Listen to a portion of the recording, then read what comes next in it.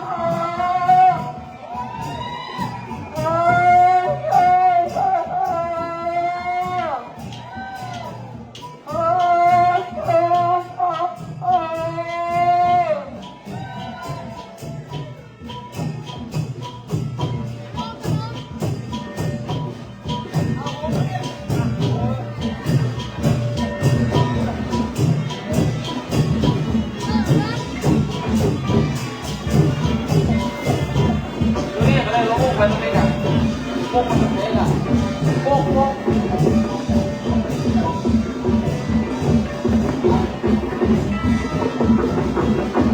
สวัสดีจ้าสวัสดี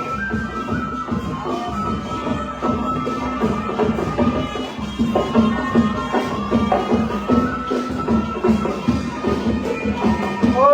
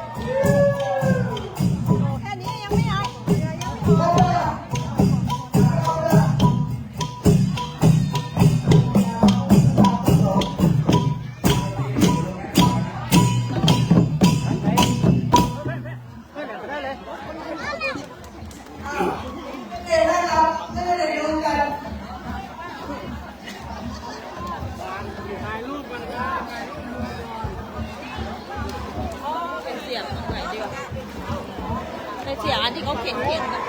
ไปเสียอยู่ไหน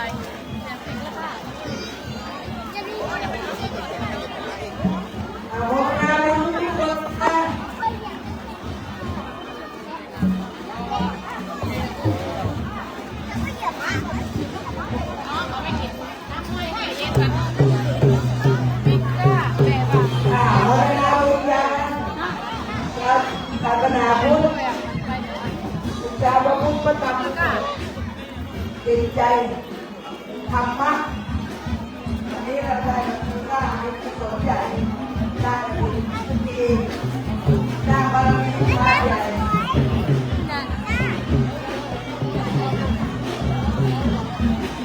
อันนี้มาที่เราบอกว่าเจ้าหมาก็ใหญ่ใหญ่มาก็ใหญ่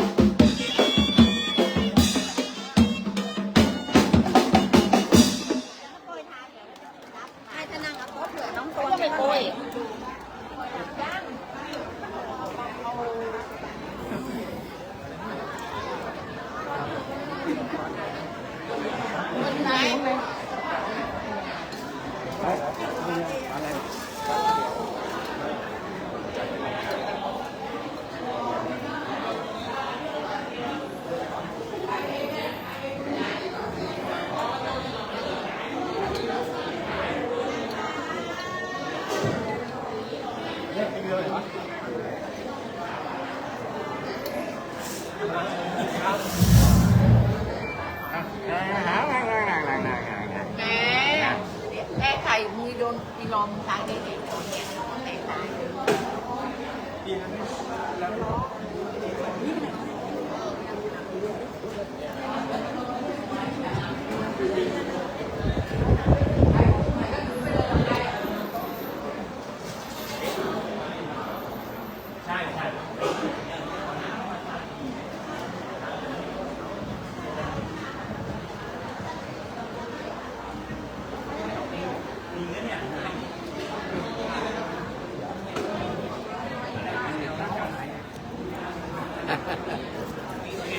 แคบอีกใช่ไหมครับครับผม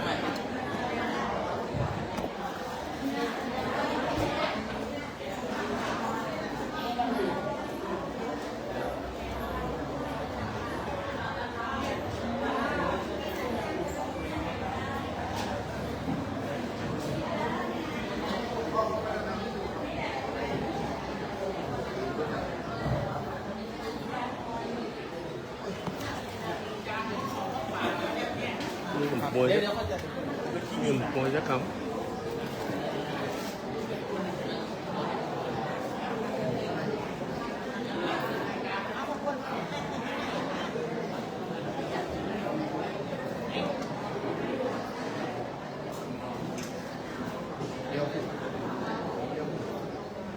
Áo nặng ô kìa mặt cái, nó phải nặng ô.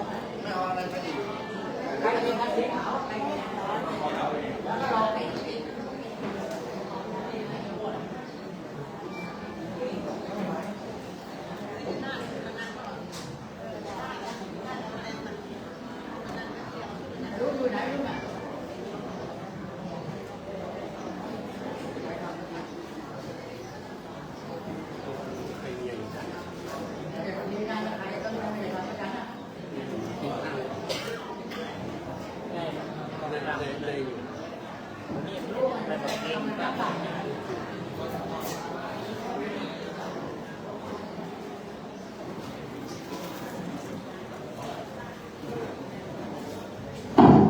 บ้านไหนมาเจน่าอยู่ที่ไหนเอ่ย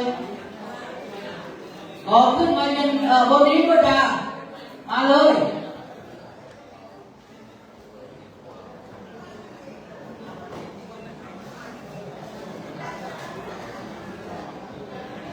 บ้านไหนมาเลยบ้านไหนมา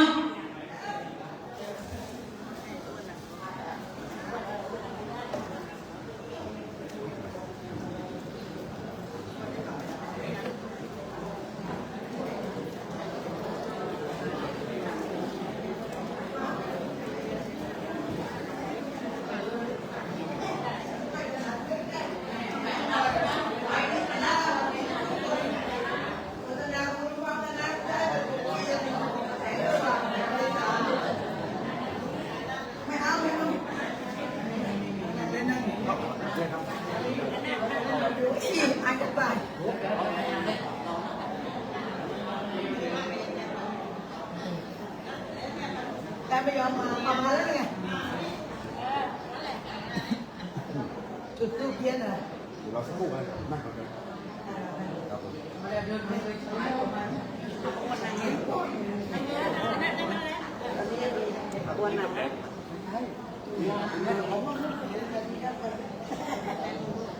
ประกันมันมันคือเวลาใส่ไปไหมโมงในยุคเยอะปะเติมก็นอนกระแดงมาไปรอดตรงเลยก็ไม่เห็นเขาเชียร์กันคนนั้นน่ะขึ้นมาปวดอุ้มมาเลยนะปอดเลยเอาตะกาวก่อนเขาเอาไปเลยฉันจะประกาศปวดช่างให้เขากลับ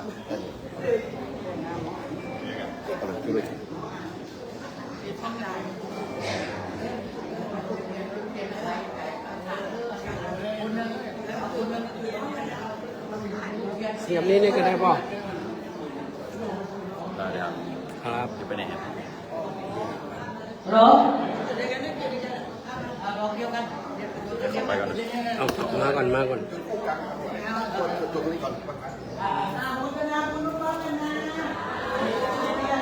อธิษฐาน วันในดวงใจ มาเลย อ้าวประนมมือนะครับ เดี๋ยวคุณแม่สมพรประนมจะได้เชิญเจ้าภาพแต่ละสาย จุดธูปเทียนชุดกลางก่อนนะครับ ตั้งจิตให้ใส ตั้งใจให้ดีบารมีจะบังเกิด วันนี้เป็นวันเดือน เจ๊ 12 เจ๊นี่หน่อย ขึ้น9ค่ำนะครับ วันนี้เจ้าภาพได้จุดธูปเทียนชุดกลางได้จุดธูป3 ดอก บูชาพระรัตนตรัยครับ จากนั้นจะได้จุดเล่มกลาง1 เล่มเป็นมหามงคลนะครับสาธุชนตั้งจิตอธิษฐานให้ดีครับ อยู่ที่แรงอธิษฐานนะครับ วันนี้เราไม่ได้พบกันนานแล้วนะพี่น้องหนองโพชลบุรีเราเจอกันทุกปีนะครับ คิดถึงกันไม่ได้เจอกันตั้งปีกว่า2 ปีแล้วนะวันนี้มาพบกันอ้าวเล่มที่2ไม่อ้วนเชิญเล่มที่2 ฉันตัวตัน ละหอนร้านน้ำมุกลง ฉันมือสั่นเงี้ย มือสั่นเลยนะแล้วตังค์ไม่สั่นเลย อ้าวเล่มที่3ครับตัดสิน เอา ใจ เรียนอยู่ไหนเนี่ยพระแทนเจ้าเหววเรียนที่ไหนเรียนอยู่ไหนเอาลูกหน่อยก่อนหน่อยมาคนนึง อ้าวไปลงมือเลยครับ วันนี้เจ้าภาพเราได้มาเชียงใหม่ ตั้งจิตใสตั้งใจดีบารมีบังเกิดทุกปีนะครับในการถวายผ้ากฐินนั่นทางเล่มที่ 4ครับจะดูถาดมหามงคลลำดับที่ 4 ครับ วันชัยมาเลยแต่งตัวใหม่เรียบร้อยเลยนะ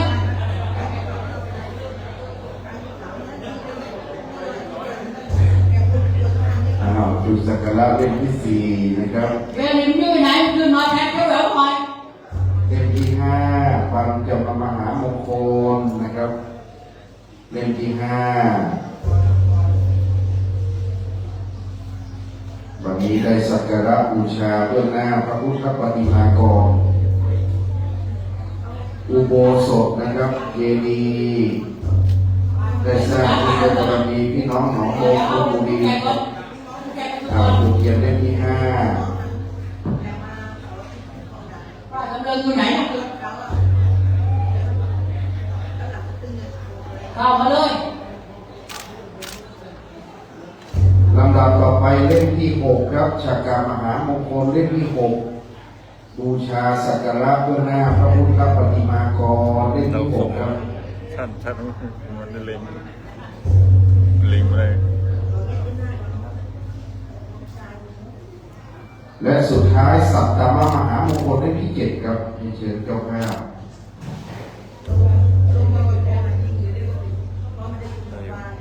ครบ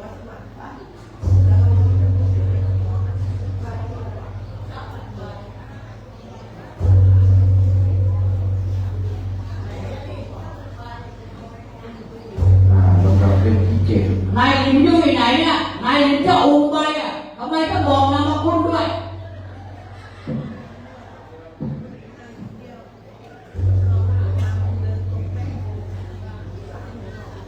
เล่มที่ 7 มาแล้ว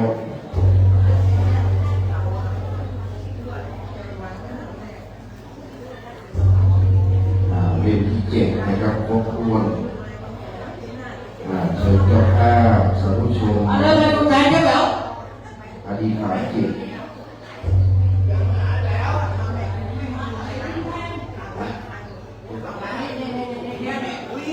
ชุดเทียน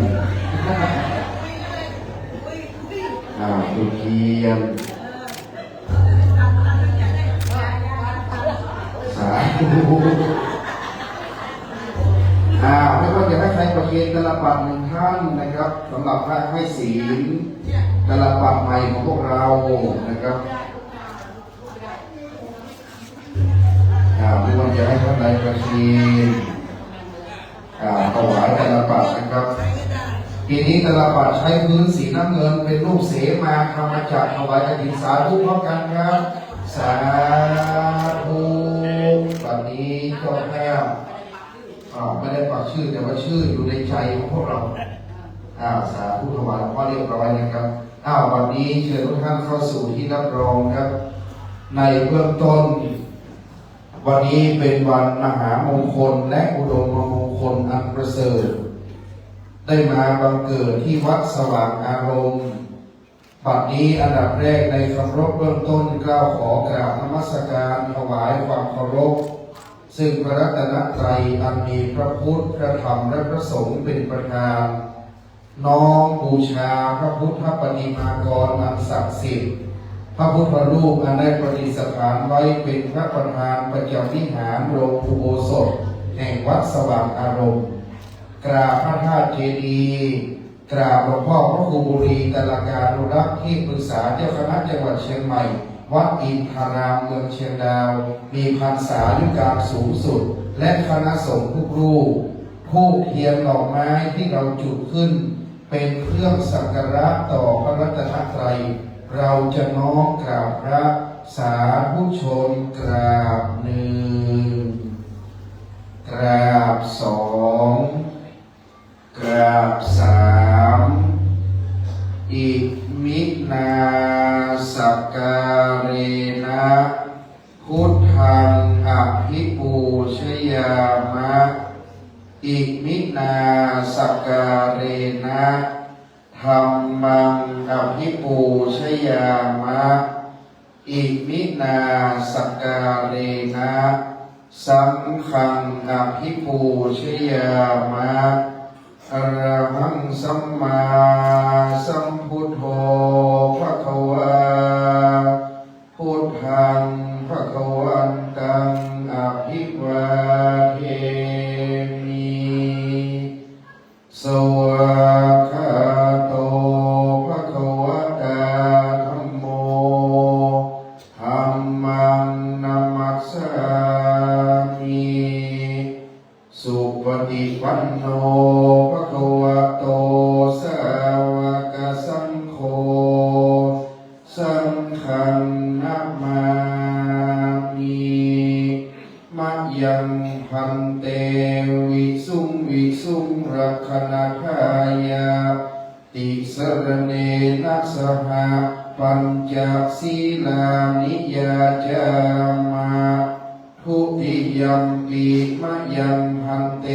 วิสุงรักขณทายาติสรเนนะสหปัญจศีลานิยาจามะตติยัมปิมะยังพันเตวิสุงรักขณทายาติสรเนนะสห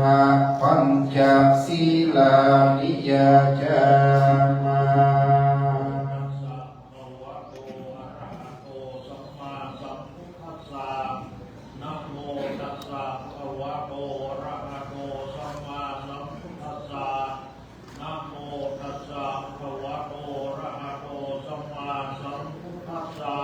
นะโมตัสสะภะคะวะโตอะระหะโตสัมมาสัมพุทธัสสะนะโมตัสสะภะคะวะโตอะระหะโตสัมมาสัมพุทธัสสะนะโมตัสสะภะคะวะโตอะระหะโตสัมมาสัมพุทธัสสะพุทธังสรณังคัจฉามิธัมมังสรณังคัจฉามิสังฆังสรณังคัจฉามิทุติยัมปิพุทธังสรณังคัจฉามิ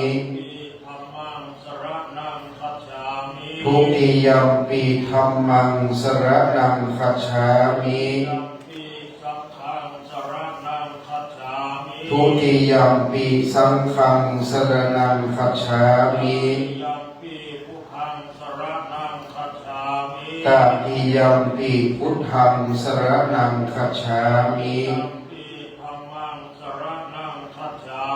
ตติยัมปิธัมมังสรณังคัจฉามิต ตติยัมปิสังฆังสรณังคัจฉามิ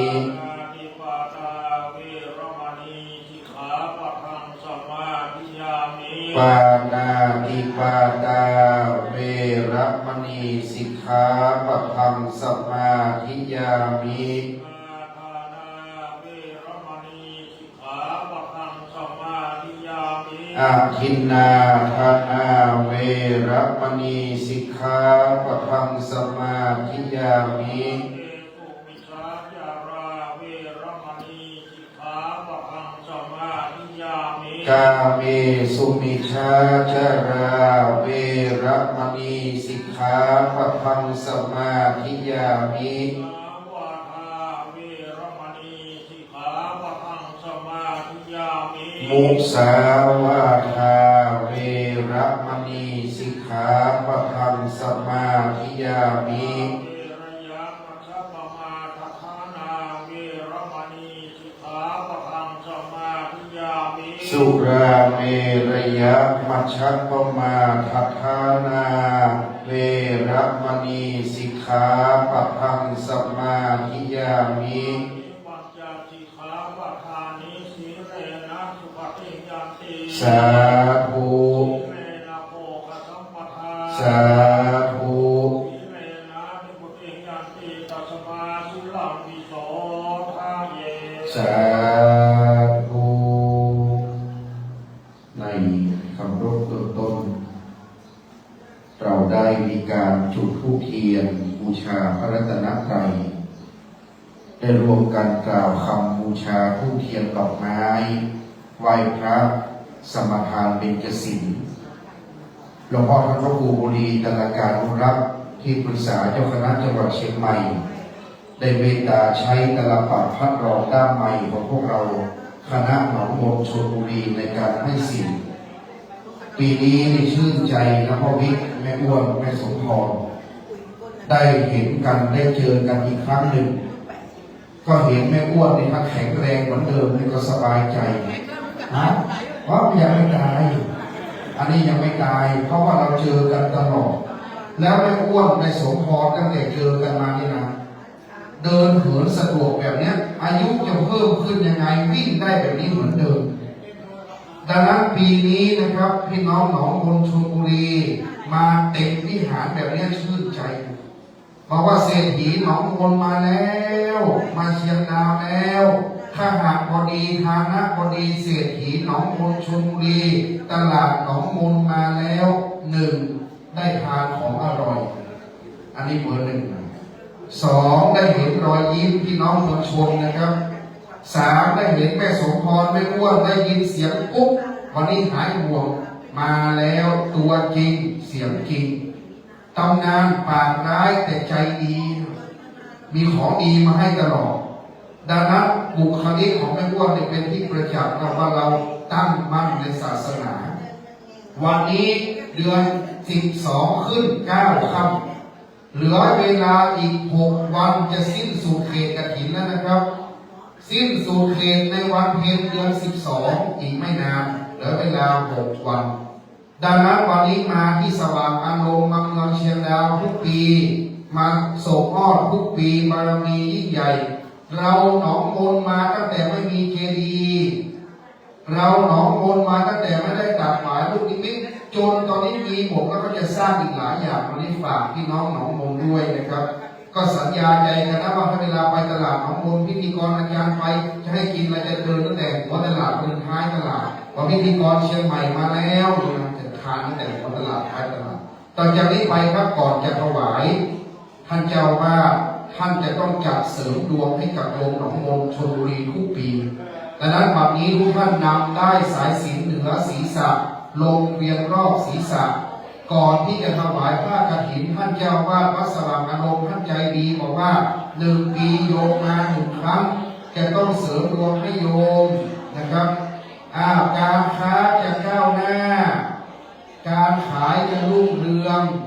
กำไรจะฟูเฟื่องปีนี้100,000 ล้านนะหนองมนสาธุ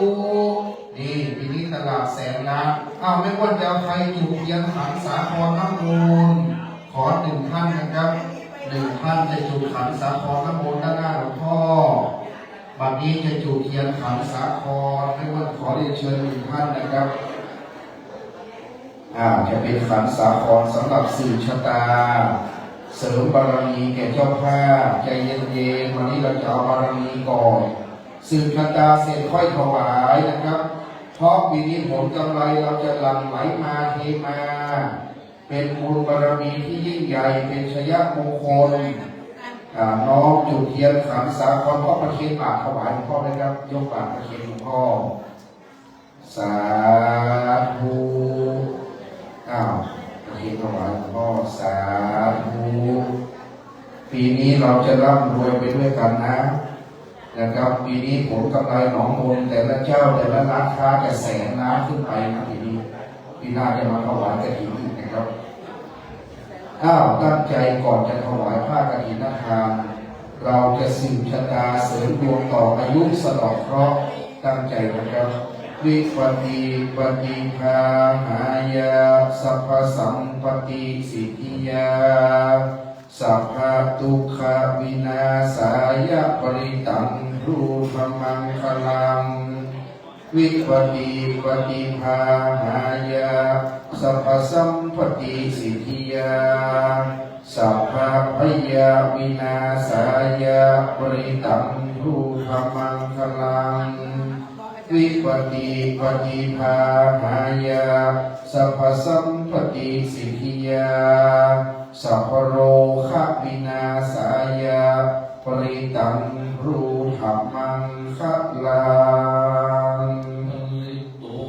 วนัมเมตังสเมตาปะทันตาอวิคิตาจิตาปริกัมพนันตุโตสัทเทกาเมจารุเปกิริสิกรตเถจันตาลิเกติมาเนทิเประเทจักเมตรุมนาคานะเนยลัมมาวัตุมิเกเตภูมิมาจยันโตเทวาชารธารวิสเมยคะขันธพนาคาติขันตาสันติเกยังมุนีวรวัจนังสาธาโภเมสุนันโตธรรมัสสวนาการโรยัมภคันตาธรรมัสสวนาการโรยัมภคันตาธรรมัสสวนาการโรอะยัมภคันตา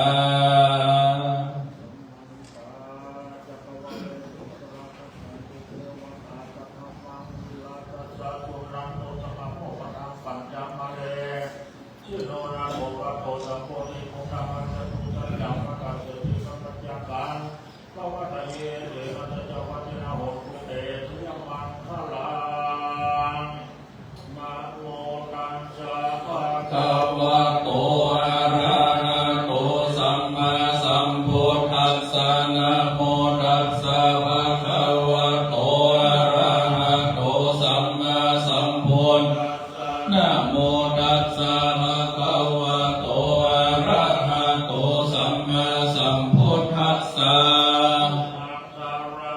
คัจฉามิธัมมังสารนังคัจฉามิสังฆังสารนังคัจฉามิตุติยัมปิพุทธังสารนังคัจฉามิตุติยัมปิธัมมัง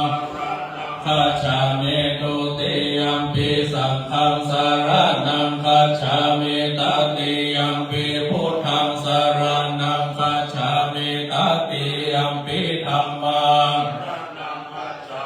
ตติยัมปิสังฆังสารนังคัจฉามิ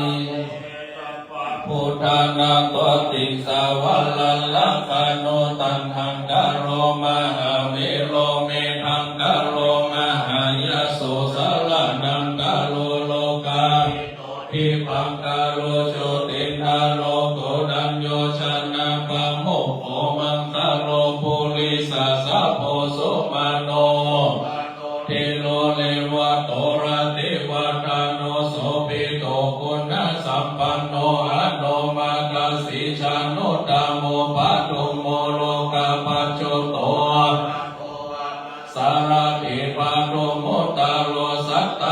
โลโสเมโทอังคาปุคาโลสุชาโตสัพพะโลกโกปิยทัสสีดาลาสัพโพอัตตาสีกาโรธรรมตัสสีตามโมโนโทสิทธัตโตสัพโมโลเกติโสจาวาทาตังวาโลพุโสจาวาระโตพุทโธ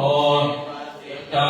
นุปัมโมสิกิสัพพะหิโตสัทธาเวสะโพสุกากายโกกะโกสันโนสัทธาวาโอโกนะคัมมโน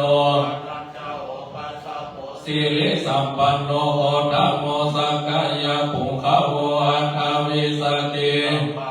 อิเมพุทธามาหิติกาการุณากุณาสัมปันนาสัพพะโรกาภิปูจิตาเอเตตัสสะภะลาพุทธาอุตตมาอัคคภูคานาเตปิสังฆาอาสุปิติเยอามาตัมปัตตังเอเตพุทธาติตาจัมมังคาลาหุนติสัพพะทาทาวิสติเมพุทเทวันดามิสัพพะทาเตสังยาเนนะสีเลนะขันติเมตตาภะเรนัญจเตปิโนอนุรักขันโตอโรคาเยนะสติเมพุทเทโยนะโลสัลลานังกัตโตกัปปะนิสัตตาสหัสสะเนทุกขติโสดาคัจจติอัตถวิสติพุทธปาริตังสัมมาสัมพุทธัสสะมะเหสีโนนะโมธัมมาธัมมัสสะสวะคาตาเสวะเทนิทานะโมมหาสังฆัสสะปิวิสุทธาสิราทิติโนนะโมมาทัสสะรัตนาตยัสสะสะทุกะนะโมมากติตัสสะทัสสะวะตุตยัสสะปินะโมกะระภะภะเวนะวิคัจฉันโตเวนะสุวัตติโหตุสัพพะทานะโมกาลสะเตเจนะวิริมิโหมิเตชะวาจะพาลานังปฏิทานังจะเสวนาบูชาจะบูชานิยานาเอตัมมังคลามุตตะมังปฏิโรปะเทสาวาโสสัมมาปานิติจายตัมมังคลามุตตะมัง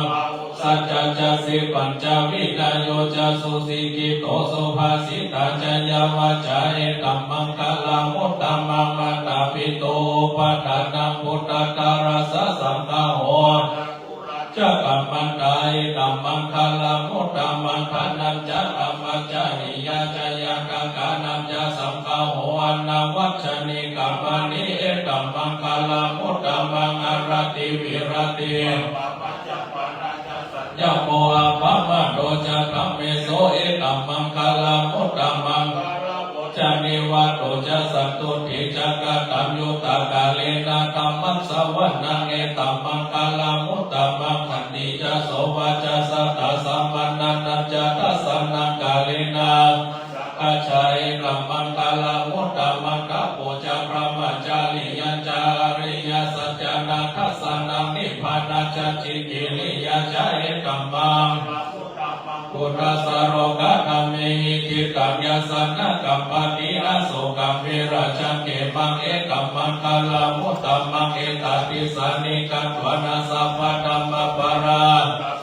ทัสสุติคัจฉันติตันเตสัมมังคลามุตตะมังติมหามังคลาสุตัง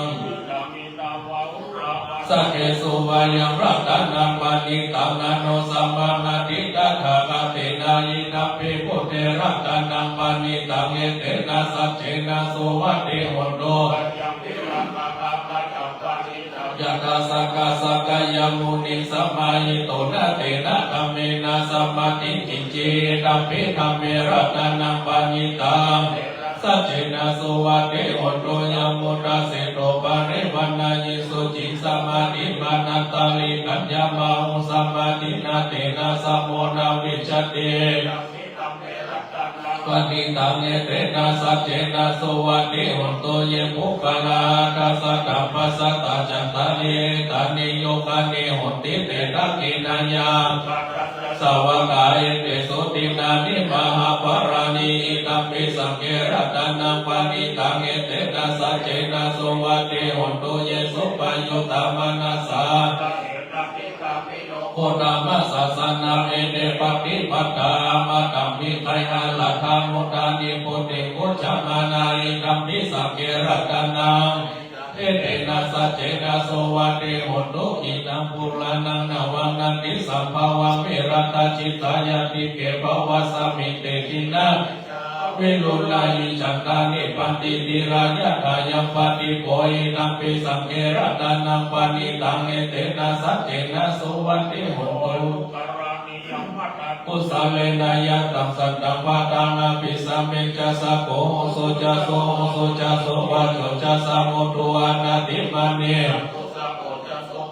จาภกิโจจาสลาหุกาวติสันติทาลิโยจานิปัปโปจาภกัมโภกุเลโสอานานุกิโตนาจาพุทธังสัพพะจาเลกิจิเยนะวิญโย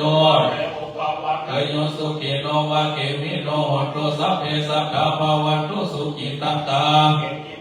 พุทธันติตาสวัตถวาราวาอนาวาสิสติขาวะเยมหัตตวามัชฌิมาลสกานุกาทุลาติขาวะเยจาติตาเยจาตุเลวะสันเต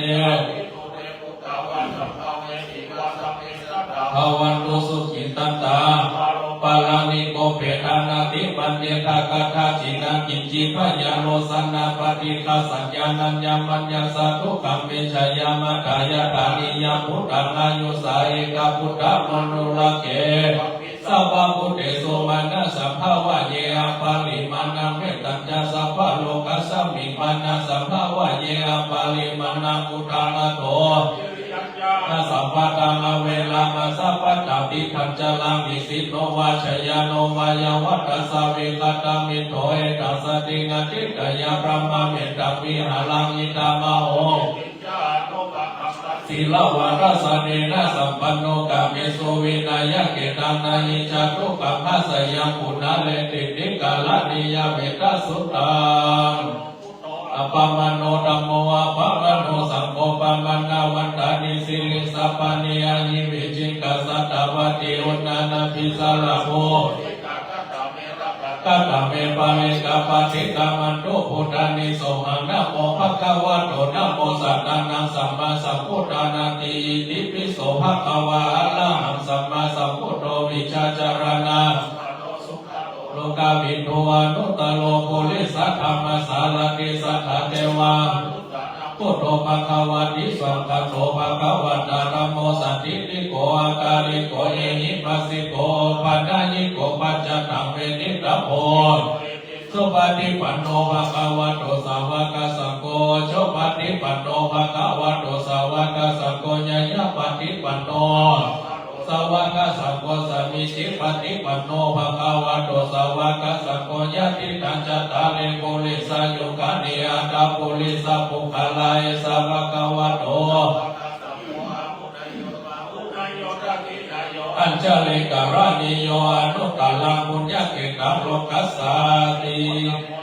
สังฆโตธัมมานังวิจโยตถาเวลียปิติปัสสติโกจังกาจตถาปะเลสัมมาตุเปกะโกจังกา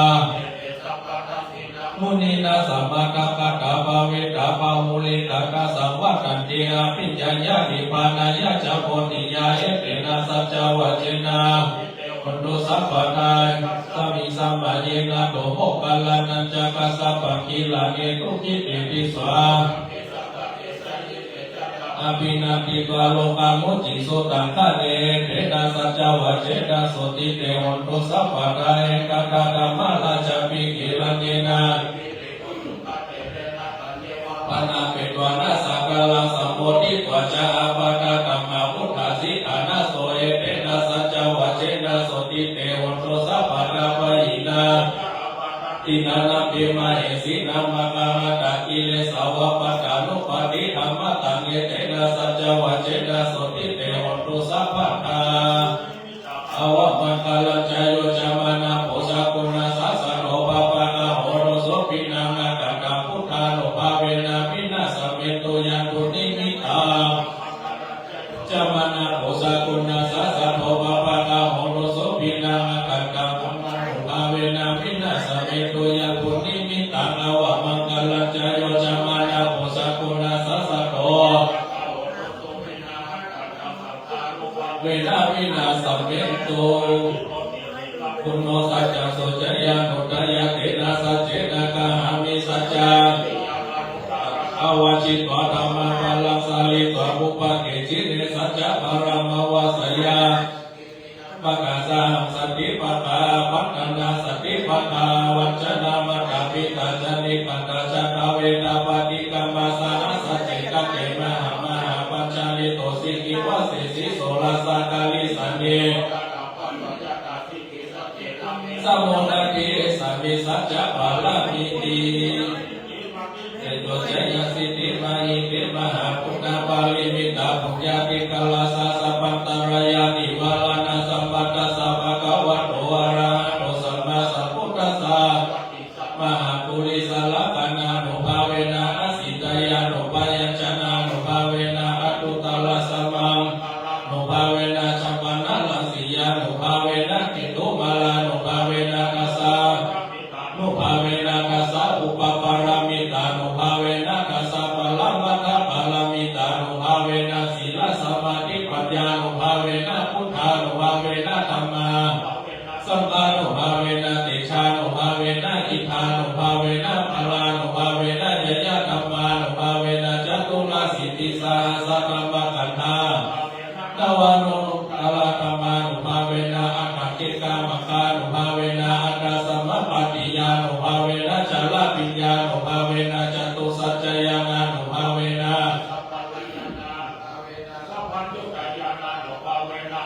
กรุณาโมทิตาอุเบกขานุภาเวนะสัพพะปาลิกานุภาเวนะรัตนะตยสลานานุภาเวนะกุหังโสกุปตวารุขโทมนาสุปยาสาวินาสันตุสัพพะอันตรายาปิวินาสันตุสัพพะสังกัปปะตุยังสัมเมจันตุติกายุกาตุยังโมตุสัตตวาสัจจิเวนะสัมมังสัพพะนากัสสะภูมิคันธามหาสมุทาลักขะกะเทวตัสสะกะตุเมอนุรักขันตุ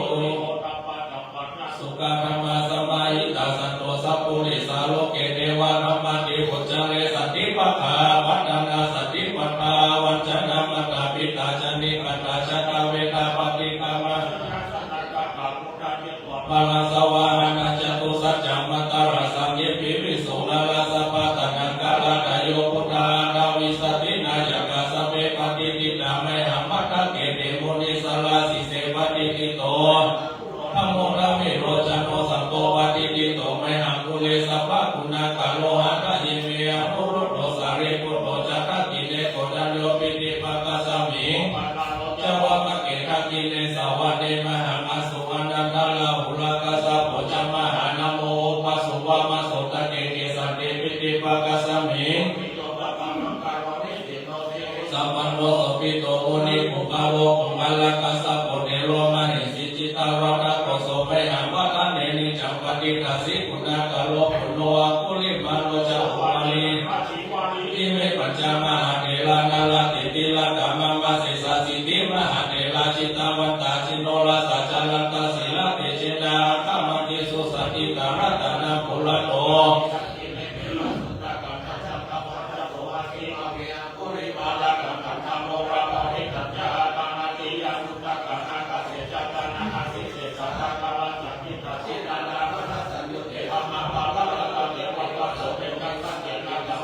พุทธวัจเจเลวะตาปิตาติจาจตาปะหิลาจันโนปะทวะอาเสสะวินัยยันโตอนันตาปุณเตจัสสะสินาวิหารตามหิตาเลสัตตาปะเลตุมัสสะเปเตมหาปุริสัสสะปะอิเจวะเมกะโตระโพสุระโพพุทธานุภาเวนะจิตตุปะทะโวธัมมานุภาเวนะจิตตาลิสัพโพสังฆานุภาเวนะจิตตันตรายโย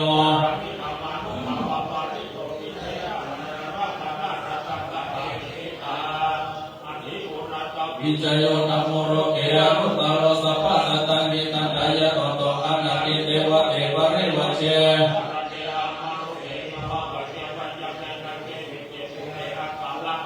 นันจะสัพพะสัมมามรณะมุตโตทัพปิโตกะละมาลิตันนาเสวานุภาเวนะหุตุเทโวสุจิสันดาสุตตะศีลังสมานัญญานัมมังสุจาริตังจาเรคะเสวานุภาเวนะหุตุเทโวสุจิสันดาจินิกะปุจจานาลนะปัจจนะกาลุปะเลสังเกสนะสุขะรัสสายุปวัตติ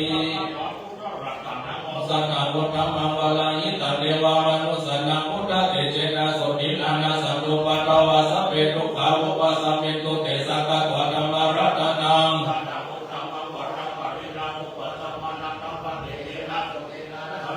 ตวาสัพเพปัญญาวุปสัมมิตุเตสักกะวะสังฆรัตนังวสังฆมุตตมังวลานังมุดยังวะมุดยังสัพพะเตเจนะโสตินานาสันตุปะตวาสัพเพโรภาวุปสัมมิตุเตมนุสันนังกัตุกติติกาลสังฆปินังลวานัเจวะสัพพะปัญญาเนตถายวัตุกาวินาสันตุชีวิตานานาตุเตชีวิตานานานาสาอายุวานาสุขภาระชีวิตานานุภาเวนาหุตุเทวสุขิสัตตาเจโยนัสภาวสักกามุตตมังวาลาสารีลาทุกขานาเสติปัจจสานานามุตตมังตัสสะมะกัลยาตัสสะมิมัตินาอุติปานินาอิมินาชีวิตอิภาเวสัจจิติกายุกัน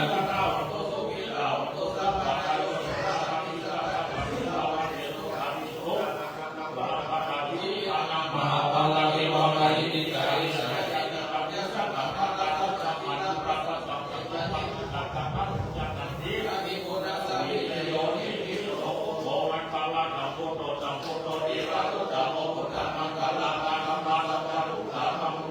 ธัมโมมังคลาสัพพุทโธคัมมิโรทุกขโสอนุนัมมะมังคลามังคัมมัสสะวะกายาปะมุจเจเลสัพโพมังคลาสัพพุทโธ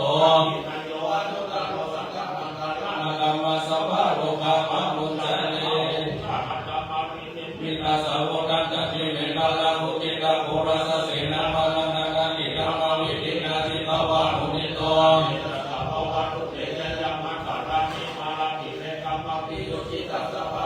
โอลาปนาลาวะกามะกามะกะยังกะกันติสุนันตาวิตินาชิตวะมุนิโตตันเตจะสาภวันตุเตจะยามังคลานิทารากิริกาชาวลานานิอนาพุตตัง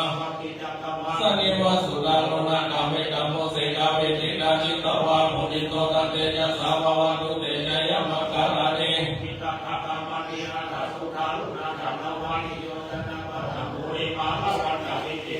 มังคามโนชิตวะมุนิโตตัสเตจะสาวะวันตุเตจะยะมังคลานินักกะมุตาลานิวะกัมปินิยะจิจายะพุทธวัจนะจนะกายะมัจเจสังเกนะชิตวะมุนิโตตัสเตจะสาวะวันตุเตจะยะมังคลานิสัมมิหายามานิสัจจา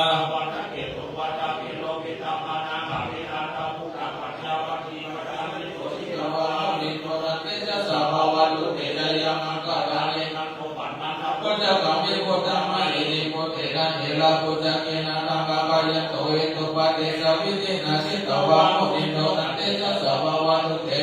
อาสันตุกะหะติติพุทธเกนะสุตตะนังกัมมังวิสุติสุติมิติภะกะติตานังยานะกะเตนะวิตินาภวะตุเตจะยะมังคลาน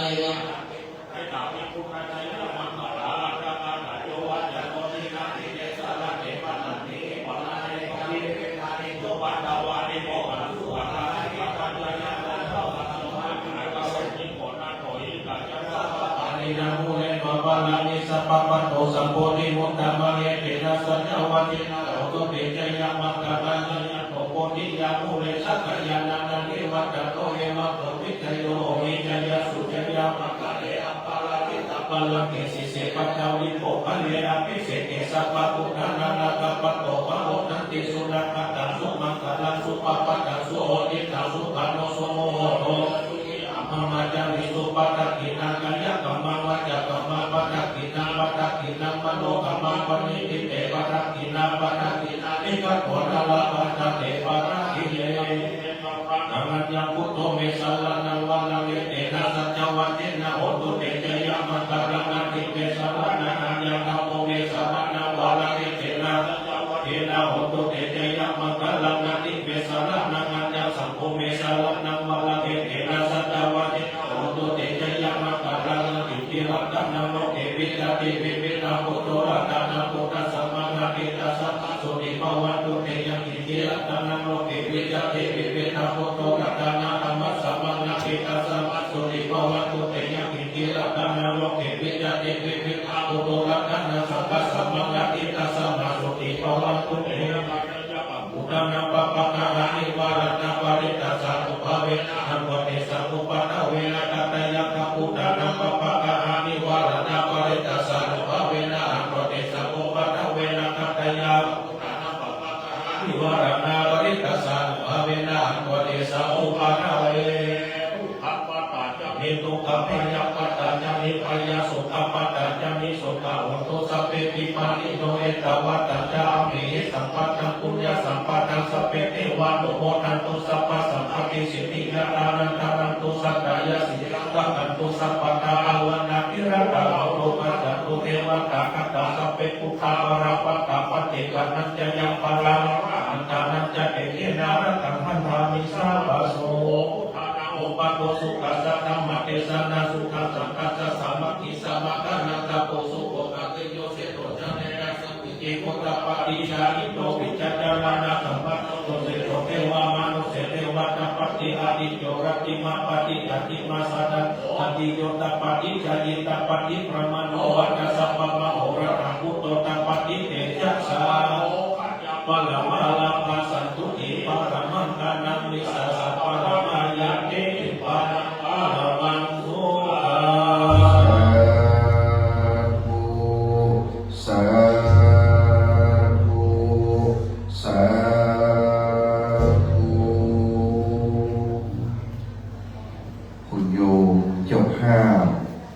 ม้วนได้ใส่ศีลเหนือศีรษะกลับขึ้นนำเดินครับ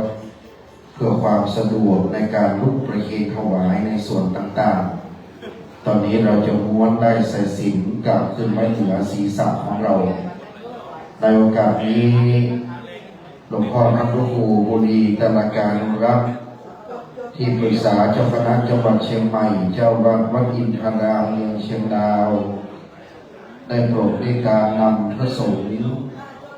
ได้เจริญพระพุทธมนต์สมโภชผ้ากฐินทาน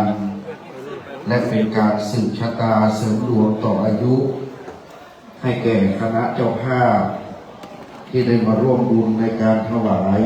ผ้ากฐินทานในวันนี้นะครับดังนั้นตอนนี้คณะสงฆ์ครูบาอาจารย์ท่านได้เมตตาเจริญพระพุทธมนต์จบลงไปเรียบร้อยเป็นสิริมงคลแก่คุณโยมปีนี้กลับไปกำไรร่ำรวยนะครับเพราะว่าได้สืบชะตาที่เชียงใหม่เชียงดาวหลายปีมาสืบชะตาที่นี่1 ปีมา1 ครั้งก็กลับไปหนองมนไปชลบุรีก็กำไรดีนะเจริญรุ่งเรืองค้าขายก็ได้เอาปัจจัยมาถวายที่วัดสว่างอารมณ์ต่อจากนี้ไปนะครับจะเป็นหัวใจหลักของการถวายในวันนี้จะเป็นเรื่องสำคัญจะเป็นบุญบารมีของเราท่านทั้งหลายเพราะวันนี้เรามาถวายผ้ากฐินทานดังนั้นวันนี้จะถวายผ้ากฐินเป็นชื่อผ้าไม่ใช่ชื่อเงินมีเงินไม่มีผ้าเอาวันนี้ไม่เป็นกฐินนะกฐินต้องเป็นผ้ากฐินถวายได้1 เดือน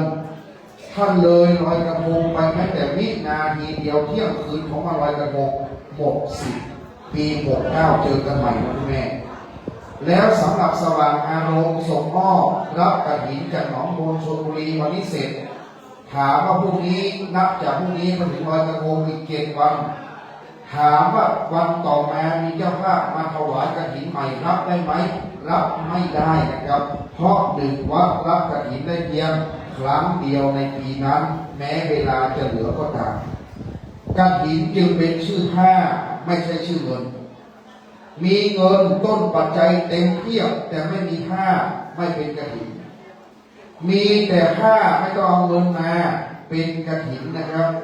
ถามว่าไม่เอาเงินมาได้ไหมเอามาแต่ผ้าจากชลบุรีมีอัฐบริขารบริวารครบเป็นกฐินสำเร็จครับไม่ต้องเงินมาก็ได้เอามาแต่ผ้าก็ได้แต่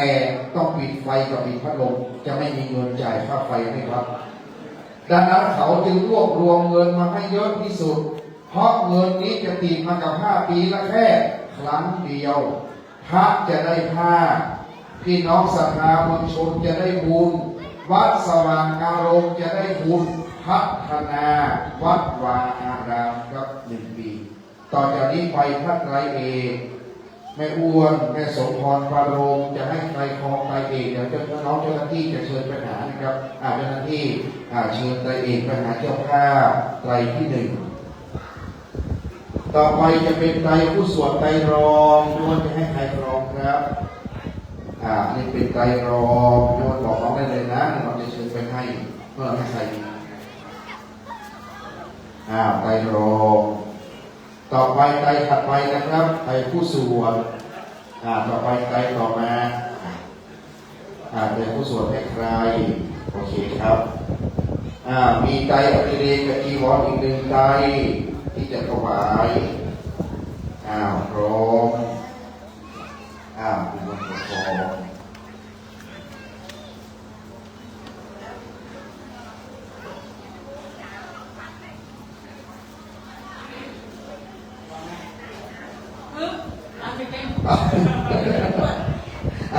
ไม่ควรบอกว่าพิธีกรจัดการผู้คนเตรียมพร้อม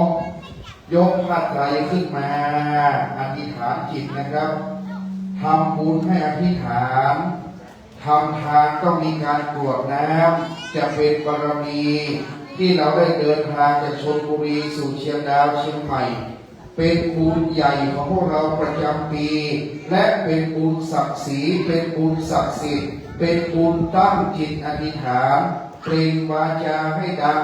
กล่าวนะโม3จบให้คือก้องกังวานถึงสวรรค์ชั้นฟ้าเทวดาจะแท้สองสาธุการพร้อมๆกันณบัดนี้ครับนะโมตัสสะภะคะวะโตอะระหะโตสัมมาสัมพุทธัสสะนะโมตัสสะภะคะวะโตอะระหะโตสัมมาสัมพุทธัสสะนะโม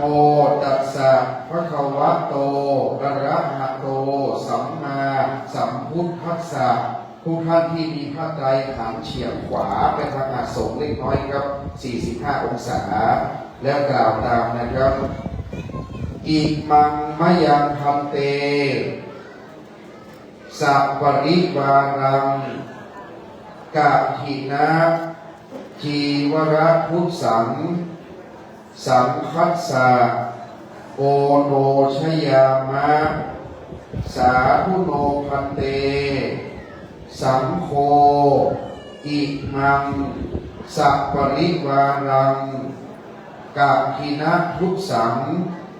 ปฏิคันหาตุปฏิฆะเหตวาจะอิมินาพุทธเสนะกะถินังอัภรตุอัมหากังทีฆะรตังหิตายะสุขายะนิพพานายะจาข้าแต่พระสงฆ์ผู้เจริญข้าพระเจ้าทั้งหลายขอน้อมถวายผ้ากฐินจีวรกับทั้งบริวารนี้แด่พระสงฆ์ขอพระสงฆ์จงรับผ้ากฐินจีวรกับทั้งบริวารนี้ของข้าพเจ้าทั้งหลายและเมื่อรับแล้วขอจงกราบใช้กฐินด้วยผ้าผืนนี้เพื่อประโยชน์เพื่อความสุขเพื่อมรรคผลนิพพานแก่ข้าพเจ้าทั้งหลายตลอดกาลนานเทอญต่อไปเฉพาะไตรเอกนะครับไตรเอกเชิญมาทอดเทียบไว้ที่พานที่2หน้าพระสงฆ์รูปที่2ตามธรรมเนียมจะเป็นขั้นตอนแนวปฏิบัติทอดไว้ในยกประเคนถวายรูปที่2ก่อนครับยกผ่านสาธุต่อไปไตรทุกไตรประคองไว้ก่อนนะครับอย่าเพิ่งลุกมาเนาะเชิญเจ้าภาพที่รับรองเลยครับพระสงฆ์จะทำการอัปโลกนกรรมนะครับจะอุปโลกผ้ากฐินผู้โยมอย่าได้พูดคุยกันและอย่าได้ลุกเดินไปมาใกล้อาสงฆ์ตั้งจิตตั้งใจฟังพระสงฆ์อัปโลกนกรรมผ้ากฐินตามวินัยครับพ ผ้ากฐินทานกับทางผ้าอนิสังสบริวารทั้งปวงนี้เป็นของคุณแม่สมพรปรารมคุณพ่อวิทย์ปราบเปลืองพร้อมคณะเพื่อนศรัทธาสาธุชนจากจังหวัดชลบุรี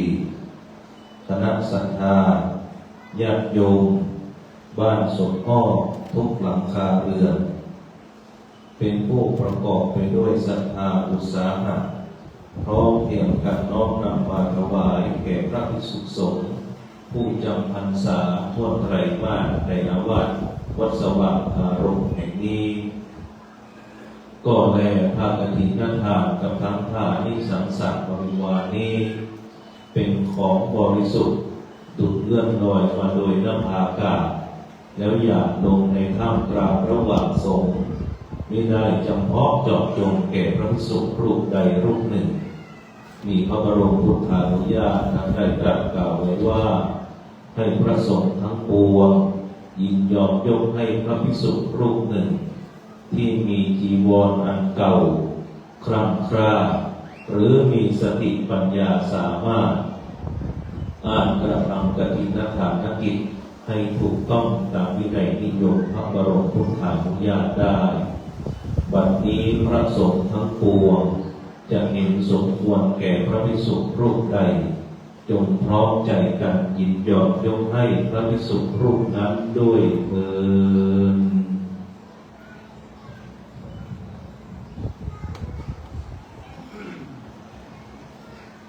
ผ้ากฐินทานกับทั้งผ้าอนิสังสบริวารทั้งปวงนี้ข้าพเจ้าพิจารณาแล้วเห็นสมควรแก่พระอธิการไกรวิทย์กันตปัญโยเจ้าวาดวัดสว่างอารมณ์เป็นผู้มีปัญญาสามารถเพื่อจะกระทำกฐินทานกิจให้สำเร็จตามพระบรมพุทธานุญาตได้ถ้าภิกษุรูปใดเห็นไม่สมควรแล้วไซร้จงทักพวงขึ้นท่ามกลางระหว่างสงฆ์ถ้าเห็นสมควรแล้วไซร้จงให้สันทสัญญาสาธุการขึ้นให้พร้อมกันเถิด ประสงค์ทำการอัปโลกนกรรมเรียกว่าการอุปโลกพระสงฆ์รูปที่สองนะครับพันวรูโกศลสังฆพิทักษ์ผู้เป็นรองเจ้าคณะอำเภอเชียงดาว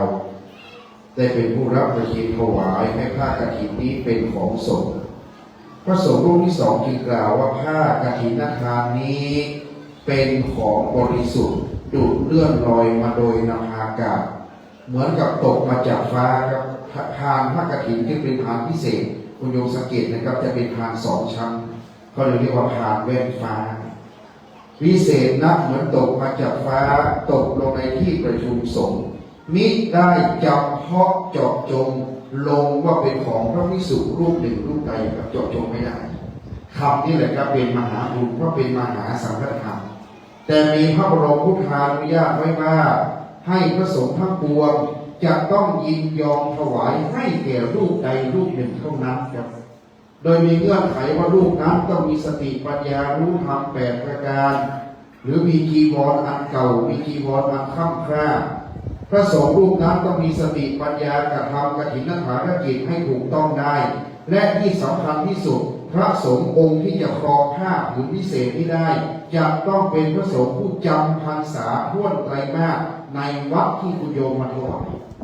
ถ้าวัดที่ไม่มีพระสงฆ์จำพรรษาไม่เป็นกฐินนี่กฐินจึงเป็นบุญพิเศษมีเงื่อนไขหลายประการกำหนดด้วยกาลทานและเวลาต่างๆพระสงฆ์พระครูเกษมจริยานุกูลจึงได้เมตตาบอกว่าขอสมควรถวายแก่พระอธิการไกรวิทย์กันตปัญโยท่านเป็นเจ้าวาดที่นี่เป็นพระสงฆ์ผู้มีความรู้เป็นพระลูกชายของแม่อ้วนพ่อวิทย์เป็นพระลูกชายของเราหนองมนชลบุรีที่เรามาถวายกันทุกปีไม่มีรูปใดทักท้วงขึ้นในที่ประชุมสงฆ์ต่างให้สัทธสัญญาสาธุการขึ้นพร้อมกันทุกรูปแสดงว่าบัดนี้พระสงฆ์องค์ครองกฐินของคุณโยมหนองมนชลบุรีและคณะโดยมีพ่อวิทย์แม่อ้วนเป็นต้น คือพระอธิการไกรวิทย์กันตะปัญโยแล้วอนุโมทนาสาธุโดยทั่วกันครับ เมื่อได้พระสงฆ์องค์ครองแล้วองค์ครองจะมีสิทธิพิเศษกว่ารูปอื่นๆทุกประการเชิญเจ้าภาพที่ถวายไตรเอกได้ยกพระไตรเอกมาถวายแด่พระสงฆ์องค์ครองครับ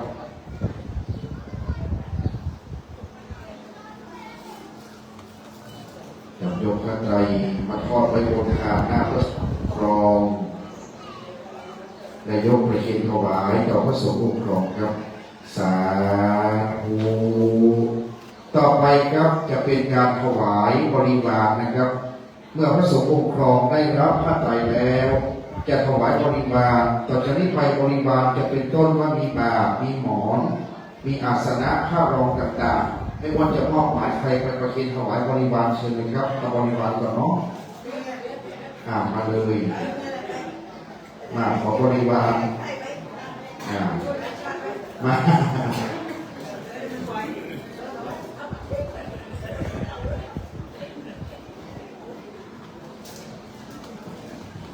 ต้องเป็นหลวงพ่อบริวารประเคนถวายหลวงพ่อองค์ของรุ่นที่สี่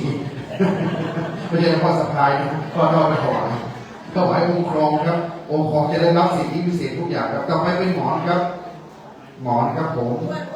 ไม่ว่าหมอนประเคนกันละการสาธุต่อไปเป็นร่มครับจะได้มีร่มเงาฉายาอิมะติดเนื้อเทียมตนเป็นมงคลทุกประการรองเท้าจะไม่ได้ตกที่นั่งลำบากนะครับจะได้เดินดีก็เดินดีบารมีไม่ว่าจะเดินไม่อยู่ต้องถวายรองเท้าผ้าห่มผ้ารองกาสนะหอมกราบใครดีแม่ก็ถวายผ้าห่มพระประธานด้วยนะครับ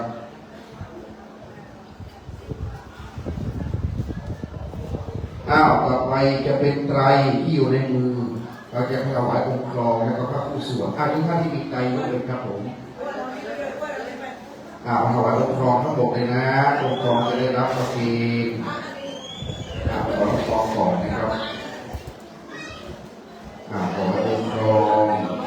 ดูก่อนประเคนก่อนที่องค์ครองรับประเคนนะครับองค์ครองรับประเคนอันนี้อยู่ที่2 รูปใน2 ไตรตัวละไตร2 ไตรพระผู้สวดแม่ประเคนถวายด้วยสาธุทุกท่านที่มีใจมาถวายองค์ครองก่อนหมดเลยนะครับมาถวายองค์ครองก่อนองค์ครองนั่งอยู่รูปที่4นะครับองค์ครองนั่งอยู่รูปที่4ก็ถวายเลยก็ถวายได้เลยสาธุถวายเลยครับถวายองค์ครองถวายองค์ครองสาธุ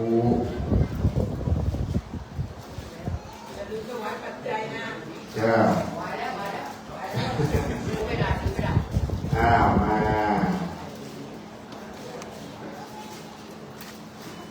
าถวายองค์ครองสาธุครบถ้วนกระบวนความเป็นผ้าไตรอย่างดีมาจากชลบุรีหนองมนไม่อ้วนไปสมพรจัดสรรมาอย่างงามนะครับต่อไปจะถวายสังฆทานปัจจัยแด่คณะสงฆ์เริ่มตั้งแต่หลวงพ่อเป็นรูปที่1ครับว่าใครมีประมาณ10 ท่านเนาะ10 ท่านท่านละ1 ชุดนะครับสังฆทานปัจจัยนะครับชุดนี้เราจะเชิญท่านใดมา10 คนเลยครับ12 คนนะ12 คนถวายที่1ชุดที่1ยืมก็ได้ครับชุดที่1ต่อไปยังลำดับเลยครับชุดที่2ผู้นำบุญชุดที่2ชุดที่3ท่านใดไปประเคนครับคนละ1เลยนะประเคนเสร็จกับที่รับรองแม่ถวายสาธุต่อไปเชิญเลยครับชุดต่อไปยังขาดอีกหลายท่านเลยครับท่านใดยังได้ประเคนถวายร่วมกันเอาดูร่วมกันนะตัวแทนไปถวายท่าน1 ชุดนะครับไปถวายด้วยกันหน่อยไปถวายด้วยกันหน่อยแม่เข้ามา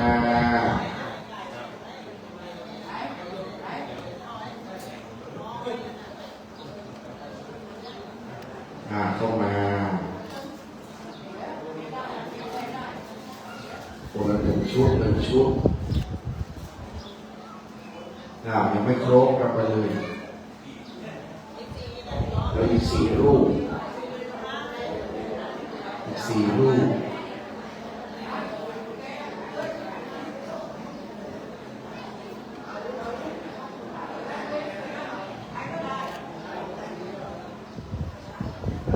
ต่อไปจะเป็นปัจจัยติดยอดกฐินครับที่จะเอามาบำรุงอารามเป็นผู้ถวายองค์ครองผู้จัดพรุ่งนี้ถวายองค์ครองมีใครบ้างไหมคนละพุ่มละพุ่มไหมคนละพุ่มก็ถวายพ่อเจ้ามานี่มาไม่ยกทั้งโต๊ะเลยยกปัจจัยติดยอดกฐินทั้งโต๊ะเลยถวายสาธุ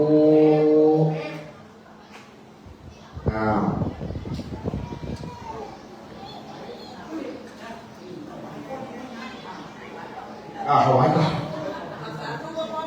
ในนี้ก็จะมีหลายร้านนะสาธุถวายปัจจัยติดยอดข้าป่าที่หลังนะอาจารย์ชักข้าป่าจะได้กล่าวคำถวายพระป่านะครับหางกฐินจะได้กล่าวคำถวายพระป่าหางกฐินนะครับ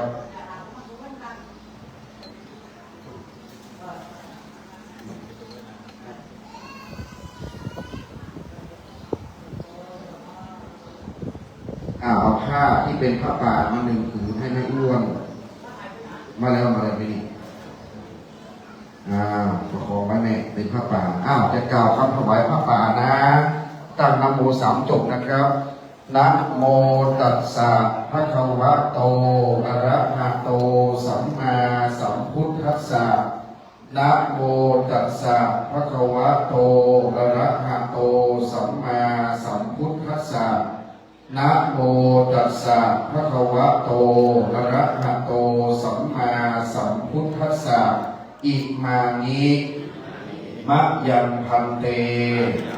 ปังสุกุระจีวรานิสัพปริวารานิภิกขุสังคัสสะโอโนชยามะสาธุโนพันเตภิกขุสังโฆอิมานิปังสุกุระจีวรานิสัพปริวารานิปฏิคันหาตุอัมหากังทีฆรตังหิตายะสุขายะข้าแต่พระสงฆ์ผู้เจริญข้าพระเจ้าทั้งหลายขอน้อมถวายผ้าตังสุกุลจีวรกับทั้งของบริวารทั้งหลายเหล่านี้แด่พระสงฆ์ขอพระสงฆ์จงรับผ้าตังสุกุลจีวรกับทั้งบริวารนี้ของข้าพเจ้าทั้งหลายเพื่อประโยชน์เพื่อความสุขเพื่อความเจริญรุ่งเรืองแก่ข้าพเจ้าทั้งหลายตลอดกาลละนานเทินจากนั้นแม่อ้วนจะทอดผ้าป่าไว้ที่ต้นผ้าป่าด้านล่างก็จะพาดผ้าป่าไว้ก่อนที่พระสงฆ์จะชักพิจารณาผ้าบางสุกุลผ้าป่าครับสาธุชนครับผ้าป่านี้นะครับตามธรรมเนียมไทยกลางเรียกว่าผ้าป่าหางกฐินเมื่อถวายผ้ากฐินทานอัฐบริขารบริวารกฐินทั้งปวงแล้วเราได้อานิสงส์ผ้ากฐินครับผ้าอีกผืนหนึ่งมีอานิสงส์ไม่น้อยนะครับเรียกว่าผ้าป่าผ้าป่าแปลว่าผ้าที่เปื้อนฝุ่นคลุกฝุ่นพระสงฆ์ไปเจอผ้าผืนนี้จะชักผ้าเขาเรียกว่าชักบางสุกุลผ้าป่ามีอานิสงส์ใหญ่ดังนั้นจะเห็นว่ากฐินเมื่อกี้เนี่ยเขาจะประเคนผ้าป่าเนี่ยจะไม่เป็นประเคนนะครับแม่โสภรเนี่ยเอาผ้าพาดไว้ผ้าป่าแปลว่าผ้าที่ถูกทอดทิ้งไว้ดังนั้นโบราณเขามีปัจจัยติดยอดผ้าป่าดังนั้นเราท่านทั้งหลาย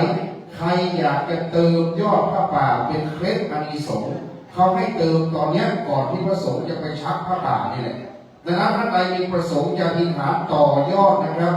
อานิสงส์มีมากดังนั้นโบราณบ้านเมืองบอกว่าเมื่อทอดผ้าป่าทิ้งไว้แล้วเดี๋ยวจะมีพระสงฆ์ไปเจอข้าแล้วเขาจะชักผ้าป่าดังนั้นตอนนี้ใครจะต่อยอดนะครับเดี๋ยวเจ้าหน้าที่จะเตรียมทานอานิสงส์ของผ้าป่าดีมากเป็นผ้าป่าหางกฐินกำลังเตรียมทานละก่อนต่อใครจะต่อเท่าไหร่ใครค้าขายอะไรอธิษฐานแล้วเอาปัจจัยขึ้นมาเจาะศีรษะแล้วเป็นเคล็ดเราต่อปีละแค่ครั้งเดียวเท่านั้นพรุ่งนี้จะมาต่อก็ไม่ได้ต่อแล้วก็กลับชลบุรีดังนั้นใครจะต่อวันนี้นะครับเอาเคล็ดกฐินเอาเคล็ดผ้าป่าว่าขอกำไร100 ล้านแสนล้านหมื่นล้านขอให้ต่ออธิษฐานวันนี้ให้ต่อเป็นบุญบารมีเพิ่มเติมกำไรจะหมดอย่าหมดนะครับอายุจะสั้นอย่าสั้นให้อายุยืนนานต่อผ้าป่าเป็นผ้าป่าหางกฐินครับนี่ญาติโยมชลบุรีวันนี้ผ้ากฐินสำเร็จถวายจะเห็นว่าผ้ากฐินนี่เขาประเคนนะครับแต่ผ้าป่านี่จะเป็นผ้าที่คาดไว้ทอดทิ้งไว้เดี๋ยวเราจะต่อเก็บผ้าป่านะครับยิ่งต่อยิ่งได้ยิ่งให้ยิ่งได้ยิ่งหวงยิ่งหายยิ่งให้ยิ่งหอมยิ่งเติมยิ่งเพิ่มนะครับดังนั้นปีนี้ใครจะเพิ่มใครจะเติมใครจะต่อเข้ามานะครับปีนี้พ่อค้าแม่ขายกำไรไม่มีขาดทุนเพราะบุญไม่เคยขาดทุนบุญมีแต่กำไรนะครับมีแต่กำไรชีวิตดังนั้นตั้งจิตต่อบุญต่อ50ให้เป็น500 ล้านต่อ100ให้เป็น100 ล้านพันล้านนะครับไหลมาเทมานะแม่นะขายอะไรขายดีเป็นเทน้ำเทท่าดังนั้นกลับไปชลบุรีคราวนี้ฉันไปสืบชะตาเชียงใหม่เชียงดาวฉันไปต่อยอดกฐินมาไปต่อยอดผ้าป่ามาการค้าปี68ไปหาปี69ปีหน้าเราเจอกัน69แสดงว่าเราจะพักที่จะเจอกัน1 ปีไปค้าขายขายของดีเพราะไปต่อบารมีผ้าป่าครับผมดังนั้นอธิษฐานนะครับอธิษฐานให้ดีบารมีผ้าป่าบารมีต่อยอดนะครับบารมีอธิษฐานจะได้ต่อยอดผ้าป่าสร้างบุญสุนทรทานสร้างบุญการทานเป็นการใหญ่ตามรูปอาจจะต่อลงไปแล้วไปต่อขึ้นมาคันไดเพชรถ้าใครต่อขึ้นมาหาที่คันไดนะครับถ้าจะต่อขึ้นมาที่บันไดหน้านะครับใครจะต่อให้ขึ้นมาหาที่บันไดหน้าไม่ลงไปแล้วนะครับจะรออยู่ที่ข้างบนใครจะต่อให้ขึ้นมาที่บันไดหน้าประตูทิศตะวันออกให้ขึ้นมาหาหน่อยนะถ้าลงไปไม่รู้ว่าใครนั่งไหนบ้างให้ขึ้นมาต่อนะครับที่ทิศตะวันออกใครยังไม่ได้ต่อยกมือขึ้นอยากต่อยกมือเขาจะเดินไปหาใครจะต่อยกมือมีด้านไหนเอ่ยโอเคโอ้ยด้านขวาต่อแม่จะต่อกันหน้าแม่จะต่อกันหน้า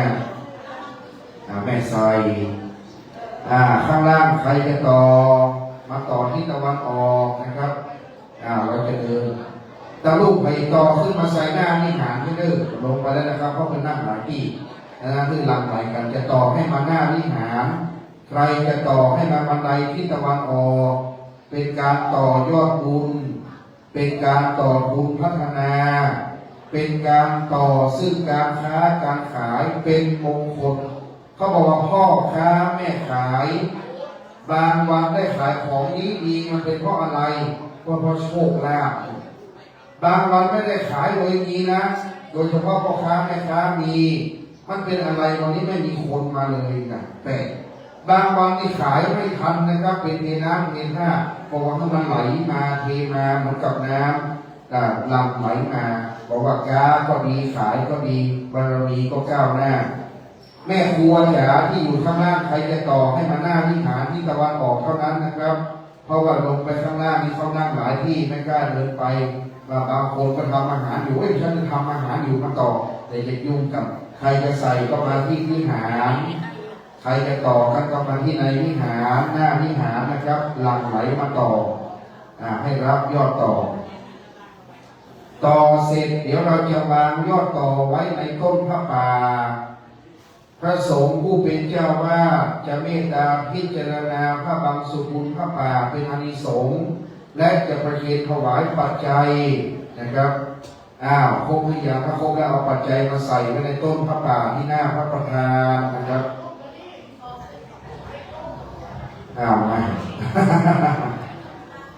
มา ต่อยอดสาธุครบนะเข้ามาดูพ่อเขาลุกไปห้องน้ำหรือเปล่าครบนะมีไหมไม่มีแล้วกลับมาผมมีอยู่เหลือนิดนึง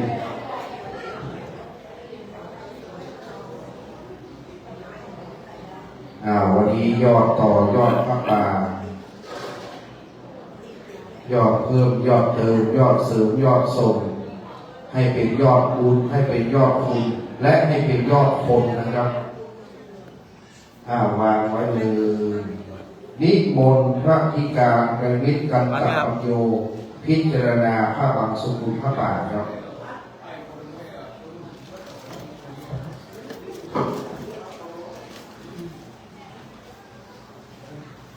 ประนมมือขึ้นครับนะโมตัสสะภะคะวะโตอะระหะโตสัมมาสัมพุทธัสสะนะโมตัสสะภะคะวะโตอะระหะโตสัมมาสัมพุทธัสสะ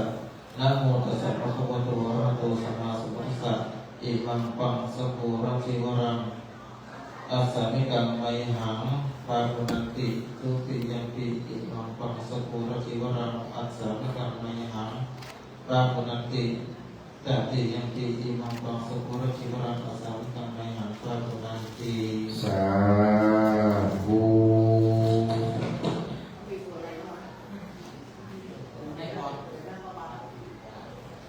นี่ไปเขียนทั้งหมดถวายปัจจัยไม่ว่าในสุพรถวายทุกคนยอดต่อทุกบาททุกสตางค์สาธุนะครับสาธุโมทนาให้ทานแล้วครับสำเร็จทุกประการนะครับเดี๋ยวเราจะได้รับพรจากพระสงฆ์เป็นพรอันประเสริฐเป็นพรบารมีสำหรับกฐินปีนี้พรพระสงฆ์ที่ท่านอนุโมทนาจะเป็นพรดีอันล้ำเลิศเป็นพรงามอันประเสริฐให้บังเกิดแก่เรานะครับพ่อวิกที่กรวดน้ำบางอยู่แล้วน้ำพ่อวิกนะจะเป็นการกรวดน้ำในนามของครอบครัวและสาธุชนทุกท่านเลยนะครับรับพรจากพระสงฆ์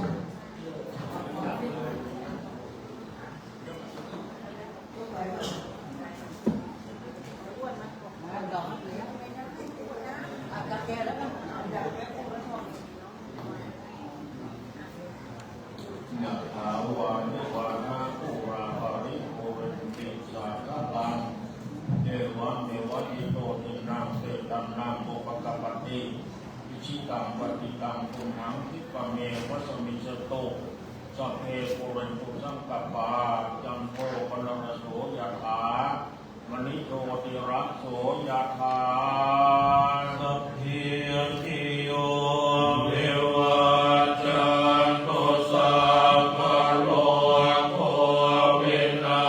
ศตุมาเตภวัตวันตรายโยสุขิติกายุโกภวะสัมภิ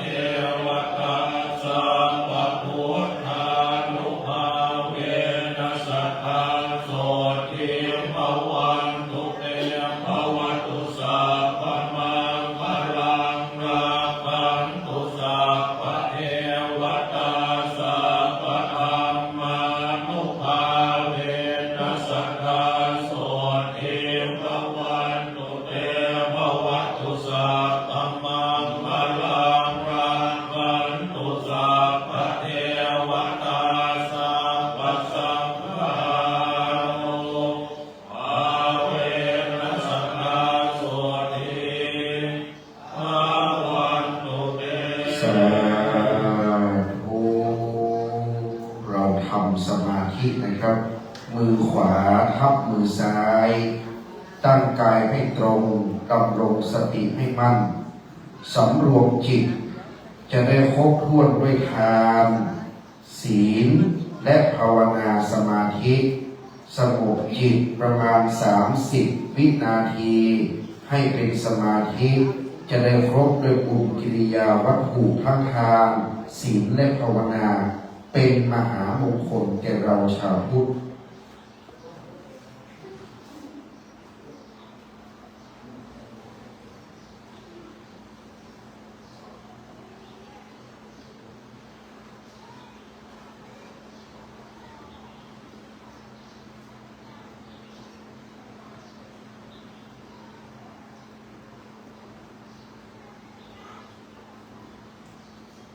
ระลึกถึงบุญที่ได้ท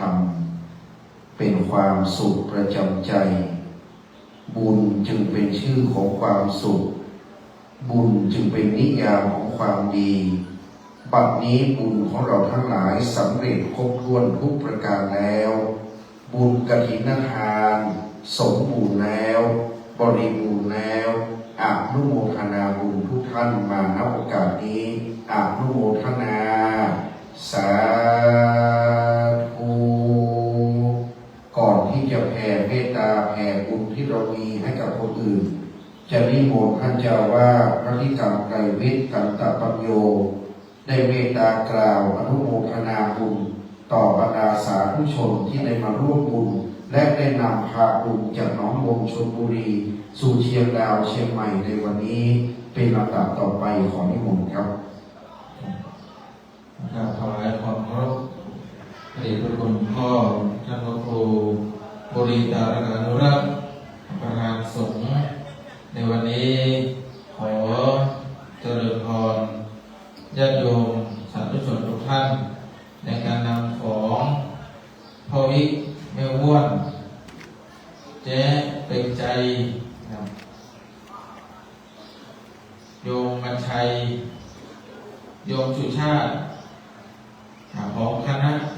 ทุกคนทุกท่านที่ได้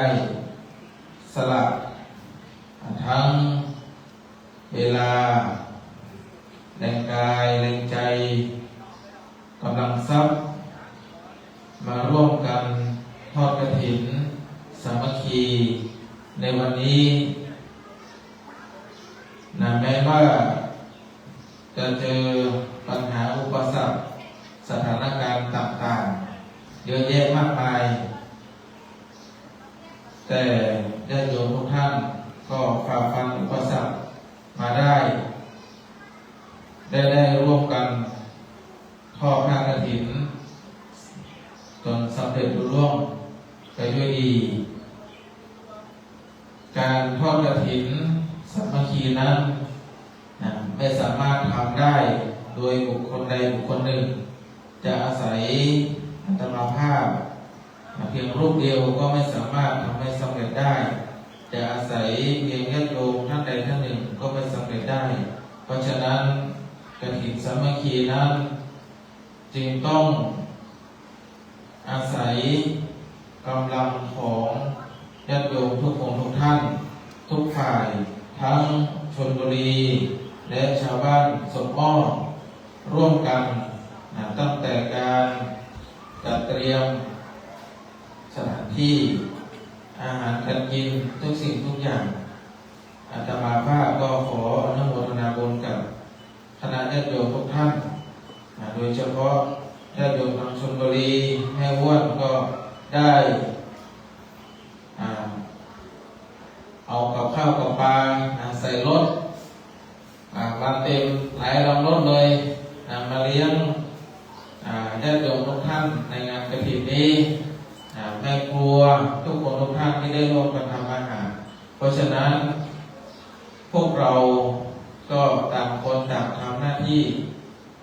ร่วมกันสร้างบุญสร้างกุศลเพราะฉะนั้นกฐินนี้จึงชื่อว่ากฐินสามัคคีโดยสมบูรณ์และในการทอดกฐินในครั้งนี้ตามที่ก่อนได้กล่าวไปก็คือพระได้ผ้า ญาติโยมได้บุญวัดได้สร้างได้พัฒนาซึ่งอีกไม่กี่วันนี้อาตมาภาพก็จะได้บูรณะศาลาอีกหนึ่งหลังก็คือหลังทางด้านหน้าวัดที่เป็นหลังโล่งๆที่ไม่มีประตูหน้าต่างญาติโยมจะสังเกตเห็นจะได้หรือ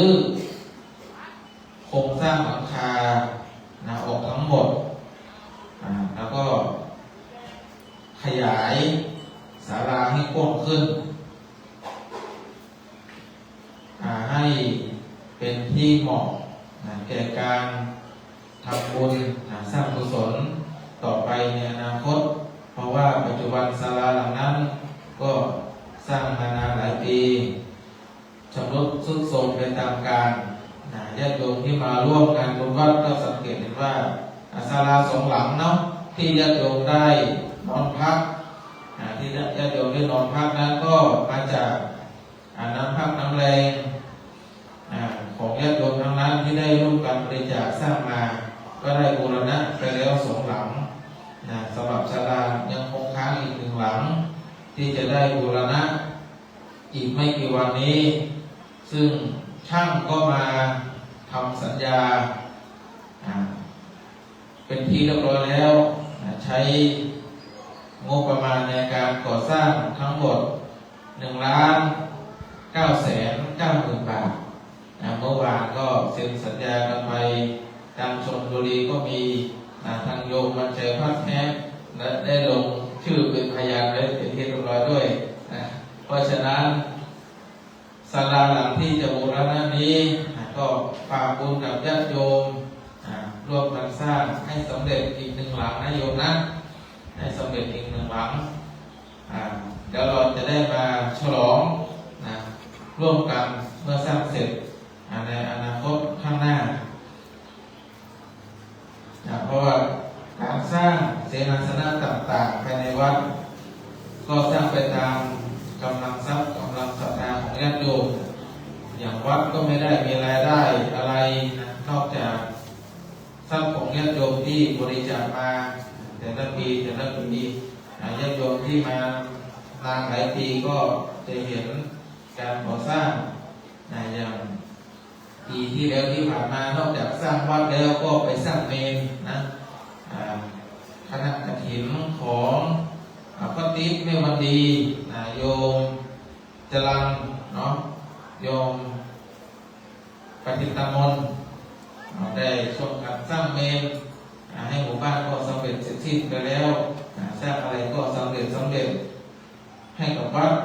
ญาติโยมทำกิจการงานใดๆทางบ้านทำธุรกิจใดก็ขอให้สำเร็จรุ่ร่วงทุกประการเหมือนกับที่อาตมาได้สร้างวัดสว่างอารมณ์แห่งนี้นะวัดแห่งนี้สร้างไปก็เป็นสาธารณประโยชน์นะโยมนะสาธารณประโยชน์ไม่ได้เป็นของใครของคนใดคนหนึ่งไม่ได้เป็นของอาตมาภาพเป็นของพวกเราชาวพุทธทุกคนทุกท่านสามารถมาใช้มาอาศัยได้ตลอดทั้งปีนั่นแหละญาติโยมชลบุรีมาเชียงใหม่มาพักอาศัยได้ไม่ใช่ว่ามาพักอาศัยเฉพาะช่วงงานทอดกฐินหรือโอกาสมาเชียงใหม่เชียงดาวไม่มีที่พักติดต่อมาทางอาตมาภาพเลยขอมาพักที่วัดได้ไหมได้ที่นอนเรามีเยอะแยะเป็นร้อยเปิดแอร์ให้เย็นฉ่ำสบายใจแต่กับข้าวอยู่ต้องทำเองว่าอาตมาภาพทำกับข้าวไม่เป็นเพราะฉะนั้นงานกฐินนี้ก็ฝากบุญกับญาติโยมชลบุรีทำให้อ้วนเหมือนกันอาหารการกินกับข้าวเนาะเพราะฉะนั้นสุดท้ายนี้ขออ้างองค์คุณพระศรีรัตนตรัยสิ่งศักดิ์สิทธิ์อันมีคุณพระพุทธพระธรรมพระสงฆ์จงมาอภิบาลคุ้มครองญาติโยมทุกท่านให้ประสบแต่ความสุขความเจริญในชีวิตหน้าที่การงานสุขภาพร่างกายสมบูรณ์แข็งแรงหายทุกข์หายโศกหายโรคหายภัยเหมือนกันทุกคนทุกท่านสาธุแบ่งบุญแผ่เมตตานะกล่าวตามนะครับพวงข้าสำรวมจิตน้อมอุทิศแผ่เมตตาแก่สัตว์พ ทั่วโลกาบันดามีชีวีครองสัตว์ทั้งหลายอย่าผูกเวรคิดเคี่ยวเข็นตอบสนองสัตว์ทั้งหลายอย่าคิดปองจิตขุ่นข้องเบียดเบียนกันสัตว์ทั้งหลายจงพ้นทุกข์ประสบสุขเกษมสันต์ทุกชีวิตมีจิตมั่นเมตตากันนิรันดร์การบุญใดข้าได้ทำโปรดช่วยนำแผ่ไพศาลพ่อแม่และวงวานครูอาจารย์สำราญใจหมู่สัตว์ทั้งใหญ่น้อยโปรดได้คอย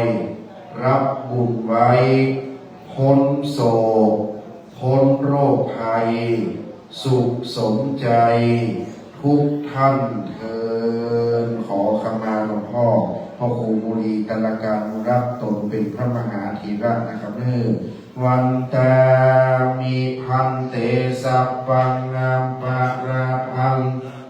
ธรรมเมพันเตมายากตังปุญญังสามินาอนุโมทิตัพพังสามินา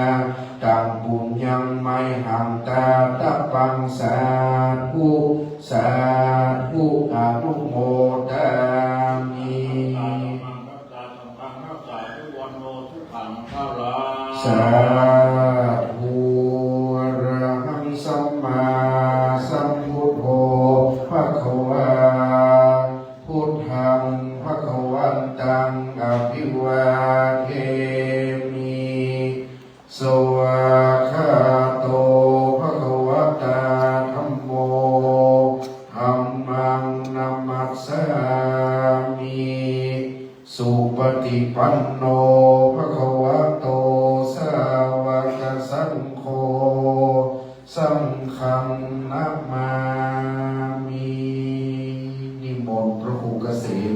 จริยานุกูลครูบาวัดป่าวัดดอยนักบุญแห่งคุณเขาวัดป่ามะกงคงน้ำมนต์แก่คุณโยมเจ้าภาพรับน้ำมนต์กลับไปร่ำรวยหมื่นล้านแสนล้าน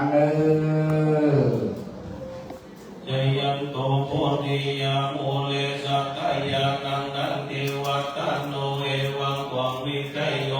วิจยาสุจยาบังกะเลลังจิตตปัลลังเกสิเสปันทามีโภคันเลอภิเสกเกสัปปะพุทธานังอาคัปปะโตปะโพทันติกัตตังสุมังกะลังสุปปะตังสุโหติตังสุขะโนสุโมโหโตจะสุหิทังจานิสุปะทักกินังกายกัมมังวาจากัมมังปะทักกินังปะทักกินังกัมมังปณิทิเตปะทักกินาปะทักกินาตัวนาละมันตะเทปะทักกิเต